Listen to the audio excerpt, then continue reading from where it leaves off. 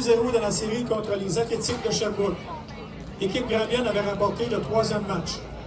Puis, les Yankees avaient logé une plainte alléguant que Sherbrooke avait utilisé un joueur inéligible, même si le comité de discipline avait donné raison aux Yankees. Le président de la Ligue avait renversé la décision et ordonné de reprendre le 4e match en entier à Granby et d'y jouer le 5e match la même journée. En fait, c'est lors de ce 4e match à l'origine disputé au stade Amédée-Roy de Sherbrooke que les choses avaient dégénéré. Avec un pointage de 0-0 en début de 6e manche, le receveur des Yankees, Mario Lachance, avait été atteint par un tir à la tête. Une violente bagarre générale avait suivi. Privés de 3 de leurs meilleurs joueurs, Mario Lachance, Paul Thibert et Stéphane Monfette, tous suspendus, les Yankees avaient démontré beaucoup de caractère en remportant le 4e et le 5e match depuis des foules. Plus de 1000 spectateurs étaient présents. En finale, les Yankees avaient vaincu les Castors en 5 parties après avoir perdu le premier match à domicile. L'équipe grandienne ne captait pas seulement l'attention de ses fans, mais également de tous les amateurs de baseball de l'Estrie. Chacun des matchs était suivi par les rapporteurs du bulletin de nouvelles CKSH TV à Sherbrooke, maintenant nommé ici Estrie.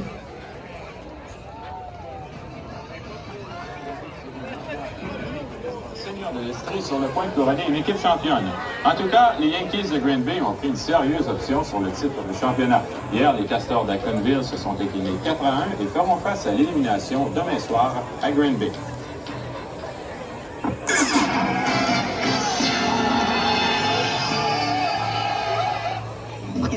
Ont mis un terme hier soir devant plus d'1 millier de supporters venus les acclamer à la tumultueuse saison de la Ligue de baseball senior de l'Estrie en éliminant les Castors d'Actonville en 5 parties grâce à une dramatique victoire de 3-2 pour du même coup être couronné grand champion du circuit de Mire.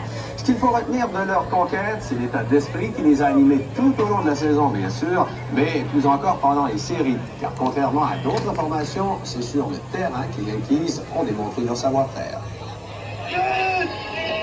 Appuyés comme aucune autre équipe par leurs partisans, les Yankees ont joué du baseball inspiré du début à la fin. Sans plus tarder, voici la présentation de la presque totalité des membres des Yankees Senior édition 1989. À tout seigneur, tout honneur, accueillons d'abord celui qui a créé l'organisation des Yankees en 1988, le président, M. Serge Ménard.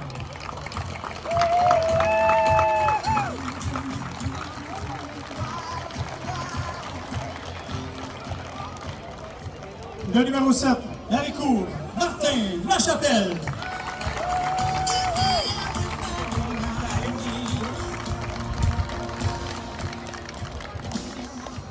Le numéro 14, le lanceur, Claude Clément.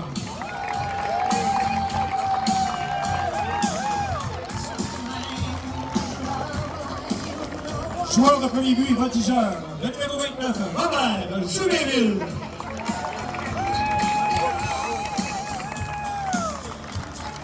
Ils font ça encore en courant. Bravo!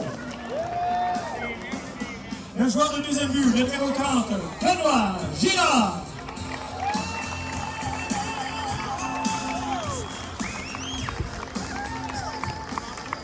Le voltigeur, le numéro 31, Marcel Saint-Onge.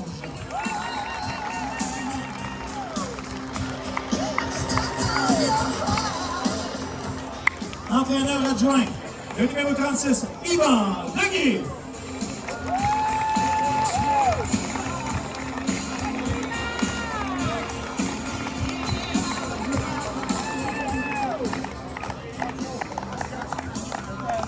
Gérant de l'équipe, le numéro 38, Jean-Guy Massé.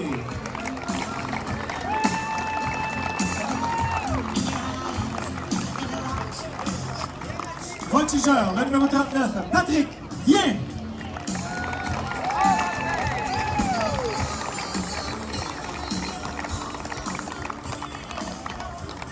Voltigeur de centre, le numéro 44, mon ami Paul Siller.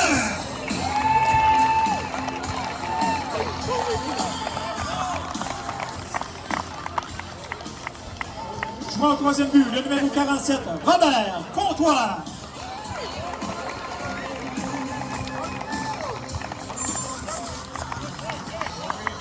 Le prochain joueur jouait pour les Yankees Juniors, mais avait été rappelé comme receveur, le numéro 14, Robert Bouquet.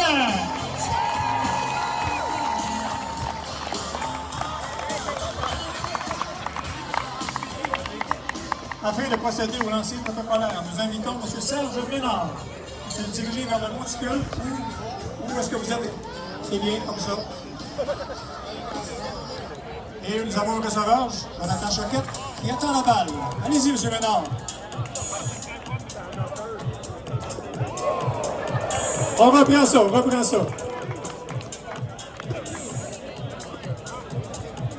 Allez, M. Ménard.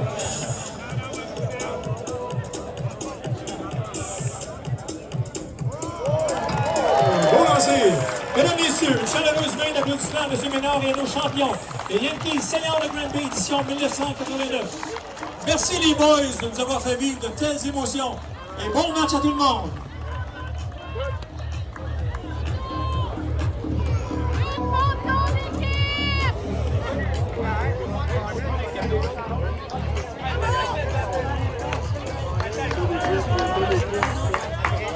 Donne une photo.